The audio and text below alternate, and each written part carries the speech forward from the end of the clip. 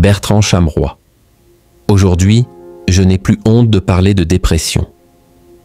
À l'occasion d'un portrait qui lui est consacré dans La Tribune dimanche cette semaine, Bertrand Chameroy évoque les raisons qui l'ont conduit à s'absenter de l'antenne en janvier, brisant le tabou de la santé mentale. Depuis lundi 14 avril, et durant 3 semaines, il assure avec talent l'intérim de Mathieu Noël le matin à 07h57 sur France Inter, le temps de son congé paternité.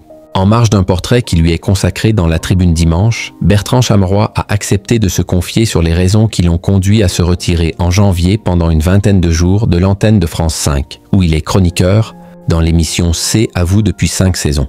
Récemment, j'ai expliqué qu'il s'agissait d'une grosse grippe. En réalité, le mot exact était dépression.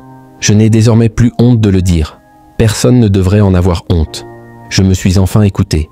J'avais besoin de ces 3 semaines de mise au vert pour souffler, comprendre, me retrouver, me reconnecter aux belles choses de la vie.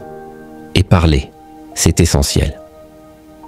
Discuter avec les formidables personnes, psychologues, médecins, etc., qui m'accompagnaient a été d'une aide précieuse. Leur écoute et leurs conseils me permettent, aujourd'hui, d'avancer plus sereinement. Le tabou de la santé mentale commence enfin et seulement à sauter. Si les témoignages de personnalités sur les maux qui les rongent ou les ont rongés et qui touchent également des millions de Français peuvent en aider ne serait-ce qu'un, ce sera une belle avancée. Les célébrités brisent la glace. 1. Libération de la parole salutaire est enclenchée ces derniers temps par de nombreuses figures médiatiques à l'image de Panayotis Pasco, qui s'était livré fin 2023 sur sa dépression dans le livre « La prochaine fois que tu mordras la poussière » ou Nicolas Demorand, qui a révélé sa bipolarité dans Intérieure Nuit, sorti fin mars. Dans un très beau documentaire qui sera diffusé sur M6 le 6 mai.